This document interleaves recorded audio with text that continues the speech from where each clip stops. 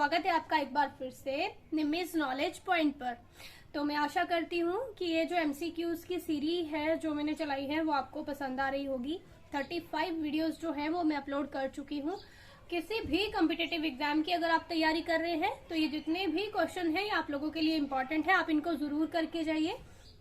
मैंने कोशिश की है कि थोड़ा थोड़ा जो क्वेश्चन है उसका आंसर उसको साथ में एक्सप्लेन भी किया जाए। ठीक है, तो आई होप आपको अच्छी लग रही होगी। अगर आपको वीडियोस अच्छी लग रही है तो प्लीज ज्यादा से ज्यादा अपने फ्रेंड्स के साथ शेयर करिए, वीडियो को लाइक करिए। चैनल पर नए हैं तो चैनल को सब्सक्राइब जरूर करिए। तो स्टार्ट करते हैं। फर्स्ट क्वेश्चन है, मेंटल में निम्न में से किन तत्वों की प्रधानता होती है। ठीक है, 3 प्रकार की हमारी परतें हैं। पृथ्वी की जो आंतरिक संरचना है उसमें हम सबसे ऊपर वाला भाग जो देखते हैं वो है भूपर्पटी, उससे नीचे जो है वो है मेंटल, और उसके नीचे होता है हमारा कोर। ठीक है, कोर को हम हिंदी में क्रोड बोलते हैं। ठीक है, कोर। तो भूपर्पटी, मेंटल और क्रोड। ठीक है, भूपर्पटी जो है वो किन धातुओं से मिलकर बनी है? Silica plus aluminium. ठीक है, जिसको हम शॉर्ट में बोलते हैं सियाल। ठीक है, इनको हम क्या बोलते हैं? सियाल।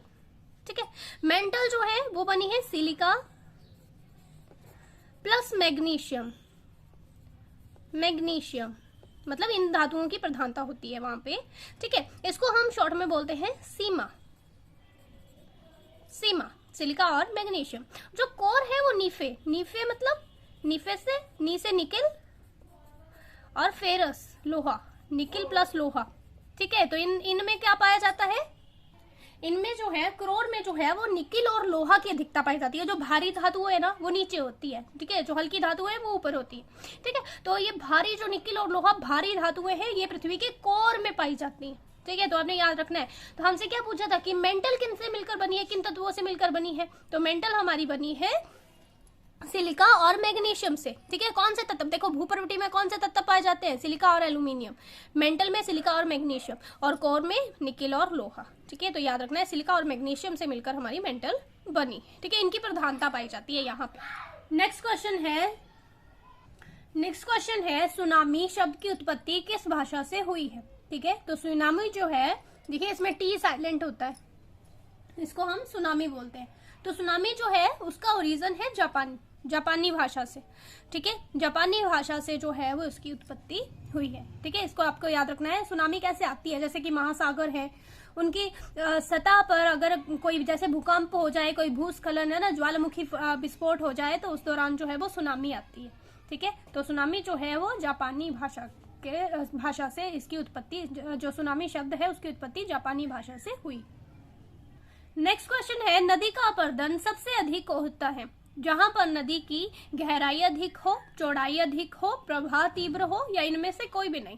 तो नदी का अपरदन सबसे ज्यादा कहां पर होगा? नदी कहां पर सबसे ज्यादा अपरदन करेगी? जहां पर इसका प्रवाह जो है बहुत तीव्र हो। ठीक है, जब ये बहुत तेज गति से बहती है तो अपरदन जो है वो बहुत ज्यादा होता है। बोला अगर पृथ्वी का वेग हम दुगना कर देना, इसका प्रवाह की तीव्रता जो है, ठीक है, दुगनी कर दे तो 4 गुना अपरदन होता है। ठीक है, तो सबसे ज्यादा अपरदन जहां पर प्रवाह जो है वो इसका तीव्र होगा। नेक्स्ट क्वेश्चन है, गिरना परियोजना कहाँ स्थित है? तो ये महाराष्ट्र में भी नासिक में स्थित है, ये नासिक में। ठीक है, एक जल विद्युत परियोजना है, ये याद रखना है। गिरना परियोजना कहाँ है? महाराष्ट्र में। ठीक है, महाराष्ट्र में भी पूछेंगे तो नासिक में। नेक्स्ट क्वेश्चन है, लोदी वंश का अंतिम शासक कौन था? ठीक है, तो लोदी वंश का जो अंतिम शासक था वो था इब्राहिम लोदी जो है ये बाबर के द्वारा मारा गया था। कौन से युद्ध में? पानीपत के प्रथम युद्ध में। ठीक है, हमें पता है पानीपत का जो प्रथम युद्ध है, पानीपत का प्रथम युद्ध वो किसके बीच में हुआ था? तो बाबर और इब्राहिम लोदी के बीच में हुआ था। ठीक है, बाबर और इब्राहिम लोदी के बीच में, जिसमें इब्राहिम लोदी जो है वो मारा गया था। और ये भी याद रखना है कि पूरी दिल्ली सल्तनत में एक अकेला ऐसा शासक था। ठीक है, एक अकेला ऐसा सुल्तान था जो कि युद्ध स्थल पर मारा गया था। ठीक है, तो आपने ये भी याद रखना है, दिल्ली सल्तनत का ये एक पहला और अंतिम, यही एकमात्र ऐसा सुल्तान था जो कि युद्ध स्थल पर मारा गया था। ठीक है, तो दिल्ली सल्तनत का युद्ध स्थल पर मारे जाने वाला कौन सा शासक था? तो इब्राहिम लोदी। ये लोदी वंश का अंतिम शासक था। इसकी हत्या करके बाबर ने जो है वो मुगल वंश की नींव रखी थी भारत में। ठीक है, ये आपको याद रखना है। पानीपत का प्रथम युद्ध कब हुआ था? पानीपत का प्रथम युद्ध तो 1526 में, 1526 में, ठीक है, ये भी आपको याद रखना है। नेक्स्ट क्वेश्चन है, रजिया बेगम को सत्ताच्युत करने में किसका हाथ था? ठीक है, मतलब उसको गद्दी पर बिठाने में किसका हाथ है? तो हमें पता है रजिया बेगम किसकी बेटी थी? इल्तुतमिश की। ठीक है, प्रथम महिला शासिका थी रजिया बेगम, जो इल्तुतमिश की बेटी थी। ठीक है, तो इसको तुर्कों ने गद्दी पर बिठाया था। ठीक है, इसका कोई भी मतलब भाई इतना ज्यादा शासक बनने के लायक नहीं था, इसलिए फिर जो रजिया बेगम है तुर्कों ने इसको गद्दी पर बिठाया था। ठीक है, तो फिर बाद में जो है तुर्की इसके खिलाफ हो गए थे। ठीक है, क्योंकि इन्होंने गैर तुर्कों को भी अपने दरबार में जो सामंतों के रूप में जगह दी थी, जिसकी वजह से तुर्क फिर बाद में इनके खिलाफ भी हो गए थे। ठीक है, तुर्कों ने इनके शासनकाल में विद्रोह भी किया है। ठीक है, ये भी आपको याद रखना है। कैथल के पास जो है वो इनकी हत्या कर दी गई थी। ठीक है, जब 13 अक्टूबर 1240 को इनकी हत्या कर दी गई थी। गद्दी पर कब बैठी थी रजिया सुल्तान? रजिया सुल्तान गद्दी पर बैठी थी 1236 में। ठीक है, और सिर्फ 4 साल तक की इन्होंने शासन किया। 1240 में तो है इनकी मृत्यु, इनकी हत्या करवा दी गई थी। ठीक है, ये भी आपने याद रखना है। नेक्स्ट क्वेश्चन है, सेंड्रोकोटस की चंद्रगुप्त मौर्य के रूप में पहचान किसने की थी? ठीक है, तो सेंड्रोकोटस जो है इसकी चंद्रगुप्त मौर्य के रूप में पहचान की थी विलियम जोन्स ने, विलियम जोन्स ने। ठीक है, देखिए जो यूनानी साहित्य है वहां पर जो चंद्रगुप्त मौर्य है उसको सेंड्रोकोटस या फिर एंड्रोकोटस जो है वो बोला गया है। ठीक है, तो सबसे पहले जो है वो इसकी पहचान की गई कि यूनानी साहित्य में जो सेंड्रोकोटस नाम का शासक है वो चंद्रगुप्त मौर्य ही है। ये किसने की थी सबसे पहले? तो ये विलियम जोन्स ने की थी। ठीक है, विलियम जोन्स ने इसकी सेंड्रोकोटस के रूप में पहचान की थी। ठीक है, हमें पता है कि चंद्रगुप्त मौर्य जो है उसने नंद वंश के अंतिम शासक धनानंद को हराकर जो है वो मगध में मौर्य वंश की नींव रखी थी। ठीक है, और सेल्यूकस जो है, सेल्यूकस के साथ एक युद्ध अभी हमने पिछली वीडियो में ही ये डिस्कस किया था कि जो सेल्यूकस था जो कि सिकंदर का सेनापति था। ठीक है, सेल्यूकस जो था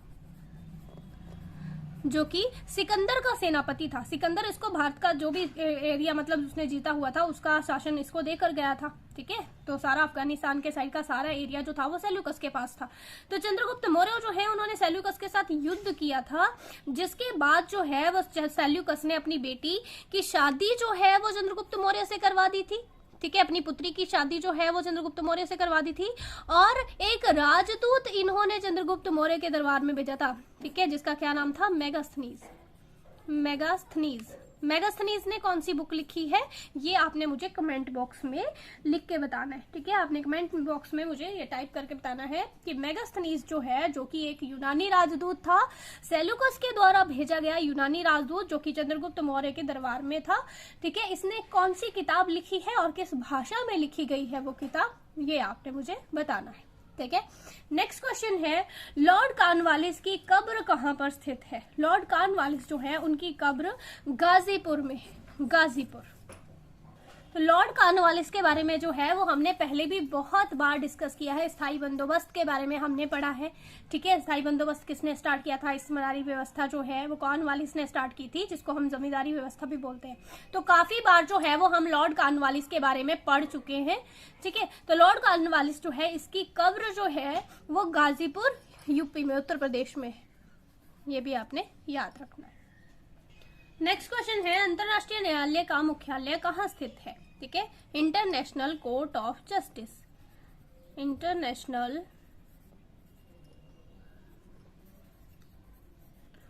कोर्ट ऑफ जस्टिस। तो इसका हेडक्वार्टर जो है वो हेग में है। ठीक है, द हेग नीदरलैंड में जो है वो इसका हेडक्वार्टर है। कब इसकी स्थापना की गई थी? तो संयुक्त राष्ट्र घोषणा पत्र के द्वारा 18 अप्रैल 1946 को जो है वो इसकी स्थापना की गई थी। ठीक है, तो कहां पर इसका हेडक्वार्टर है? हेग नीदरलैंड में। ठीक है, ये भी यूएनओ का पार्ट है, ये भी यूनाइटेड नेशन ऑर्गेनाइजेशन का पार्ट है, और संयुक्त राष्ट्र घोषणा पत्र के द्वारा जो है वो इसकी स्थापना की गई थी। नेक्स्ट है, निम्न युगम में से कौन सा सही सुमेलित नहीं है? ठीक है, तो देखिए यहाँ पे दिया गया है वन, क्या वो संवर्ती सूची का पार्ट है? शेयर बाजार क्या संवर्ती सूची का पार्ट है? डाकघर बचत बैंक जो है क्या वो संघीय सूची का पार्ट है? और लोक स्वास्थ्य राज्य सूची का पार्ट है। इनमें से बताना है कौन सा सही नहीं है। मतलब इनमें से 3 सही है, 1 गलत है। तो हमें पता है हमारे संविधान की जो 7वीं अनुसूची है, 7th शेड्यूल ऑफ कॉन्स्टिट्यूशन, ठीक है, उसमें हमें सूचियां मतलब केंद्र और राज्यों में शक्तियों का विभाजन किया गया है। कुछ विषय जो हैं जिन पर केंद्र सरकार कानून बनाती है उसको हमने संघ सूची में लिया है, जिन पर राज्य सरकारें कानून बना सकती हैं उनको हमने राज्य सूची में, और जिन पर दोनों ही कानून बना सकते हैं उसको हमने लिया है समवर्ती सूची में, ठीक है। तो ये जो है इसमें आपको बताना है क्या वन जो है वो समवर्ती सूची का पार्ट है? यस, वन जो है वो समवर्ती सूची का पार्ट है। इस पर केंद्र सरकार भी कानून बना सकती है, राज्य सरकारें भी कानून बना सकती है। शेयर बाजार जो है वो समवर्ती सूची का पार्ट नहीं है, शेयर बाजार संघ सूची का पार्ट है, संघ सूची। तो इसमें ये वाला जो बी ऑप्शन है वो सही हो जाएगा, मतलब ये गलत है। शेयर बाजार जो है वो संघ सूची का पार्ट है, इस पर केंद्र सरकार कानून बनाती है। डाकघर बचत योजना ये भी संघीय सूची का पार्ट है, इस पर भी केंद्र सरकार कानून बनाती है। लोक स्वास्थ्य राज्य सूची का पार्ट है, लोक स्वास्थ्य जो है वो राज्य सूची का पार्ट है, ठीक है। तो आपको याद रखना है वन समवर्ती सूची में है, शेयर बाजार संघ सूची में है, डाकघर बचत बैंक जो है वो संघीय सूची में है, लोक स्वास्थ्य राज्य सूची में है, ठीक है। तो ये आज के क्वेश्चंस थे। अगर आपको वीडियो अच्छी लगी है प्लीज वीडियो को लाइक करना है, अपने फ्रेंड्स के साथ शेयर करना है, चैनल पर नए हैं तो चैनल को सब्सक्राइब करना ना भूलें। मिलते हैं नए वीडियो के साथ, थैंक यू।